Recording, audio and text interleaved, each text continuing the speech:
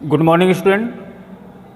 आज विलयन से संबंधित महत्वपूर्ण सूत्र के बारे में चर्चा करेंगे। अगर नॉर्मलता निकालनी है तो उसका सूत्र होता है W गुणे 1000 बटे विलय का अणुभार गुणे आयतन लीटर में, जहाँ पर W विलय का भार है। इसके बाद अगर हमें मोलरता निकालनी है तो मोलरता के लिए सूत्र लगाएंगे W गुणे 1000। नहीं, यहाँ विलय का अणुभार नहीं होगा, यहाँ तुल्यांकी भार यानी E, और इसमें मोलरता निकालनी है तो W गुणे 1000 बटे विलय का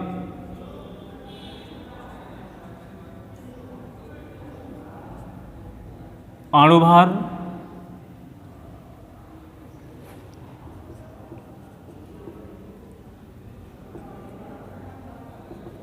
विलय का अणुभार गुणे आयतन मिली में। तो नॉर्मलता के लिए सूत्र लगाया W गुणे 1000 बटे E गुणे V, अर्थात E विलय का तुल्यांकी भार, W विलय का भार। अगर हमें मोलरता निकालना है तो W गुणे 1000 बटे विलय का अणुभार और गुणे आयतन मिली में। इसके बाद अगर हमें मोललता निकालनी है, मोललता, उसके लिए सूत्र लगाएंगे W गुणे 1000 बटे विलय का अणुभार गुणे विलायक की मात्रा यानी कैपिटल W, विलायक की मात्रा ग्राम में। इसके बाद अगर हमें विलय का मोल प्रभार निकालना है तो उसके लिए विलय का मोल प्रभाज बराबर विलय के मोल बटे विलय धन विलायक के मोल। अगर हमें विलय के मोल निकालना है तो विलय का भार बटे विलय का अणुभार। अगर विलायक के मोल निकालना है तो विलायक का भार बटे विलायक का अणुभार। यानी इसी प्रकार से अगर हमें विलायक का मोल प्रभाज निकालना है तो उसके लिए विलायक के मोल बटे विलय धन विलायक के मोल।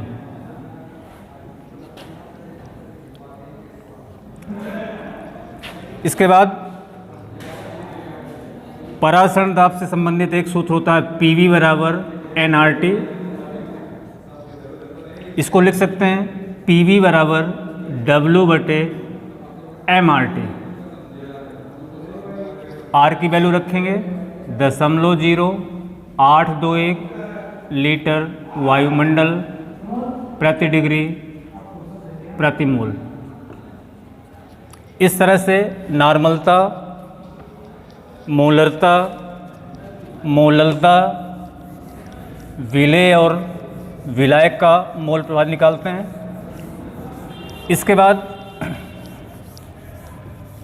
प्रतिशत W बटे W अगर दिया है तो नॉर्मलता कैसे निकालेंगे और मोलरता कैसे निकालेंगे। तो नॉर्मलता का एक सूत्र होता है नॉर्मलता बराबर प्रतिशत W बटे W इंटू 10D बटे E, यानी परसेंट दिया होगा तो परसेंट रखेंगे, D माने घनत्व, E माने तुल्यांकी भार। और अगर मोलरता निकालनी है तो मोलरता बराबर प्रतिशत W बटे W इंटू 10D बटे m। यानी अणुभार विलेय का। इसके बाद क्वथनांक का उन्नयन यानी डेल्टा टीबी अनुक्रमानुपाती मोललता, या लिख सकते हैं डेल्टा टीबी बराबर केबी इंटू एम मोललता। समीकरण नंबर 1 डाल देंगे। एक फार्मूला क्वथनांक का उन्नयन हो गया। अब हिमांक का अवनमन डेल्टा टीएफ अनुक्रमानुपाती मोललता, इसको बना लेंगे डेल्टा टीएफ बराबर केएफ इंटू एम। समीकरण दोनों की तुलना कर देंगे तो ये फार्मूला बन के आएगा डेल्टा टीबी बटे डेल्टा टीएफ बराबर केबी बटे केएफ, जहाँ डेल्टा टीबी क्वथनांक का उन्नयन, डेल्टा टीएफ हिमांक का अवनमन, उन्नयन स्थिरांक और अवनमन स्थिरांक। इसके बाद मोललता दी होने पर विलेय का मोल प्रभाव कैसे निकालेंगे। अगर मोललता दिया है तो विलेय का मोल प्रभाव कैसे निकालते हैं, तो उसके लिए विलेय का मोल प्रभाव बराबर मोललता गुणे विलायक का भार यानी MH2O बटे 1000 प्लस मोललता इंटू विलायक का अणुभार। राउल्ट के नियम के लिए एक formula P minus P S अपान पी बराबर विलेय का मोल प्रभाव, या P माइनस पी एस अपान पी बराबर, इसको चेंज कर देंगे तो स्मॉल n बटे स्मॉल n धन कैपिटल N।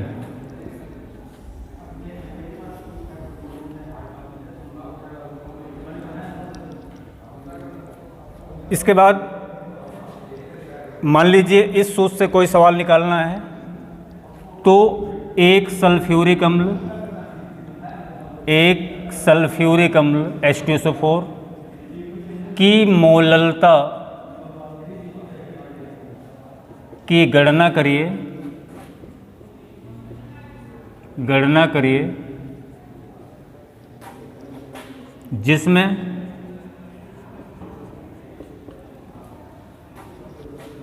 विलायक का मोल प्रभाव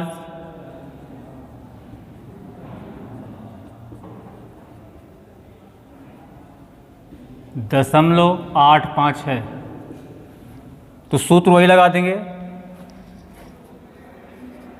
विलेय का मोल प्रभाव बराबर मोललता इंटू MH2O बटे 1000 प्लस मोललता इंटू MH2O। यहाँ पर विलायक का दिया है, विलेय का निकालना है तो विलेय का निकल आएगा 0.15 बराबर मोललता निकालनी है। H2O का भार 18, 1000 प्लस मोललता इंटू 18। इस तरह से इसको सॉल्व करके मोललता निकाल सकते हैं। बाकी नेक्स्ट टॉपिक पे बंद करो।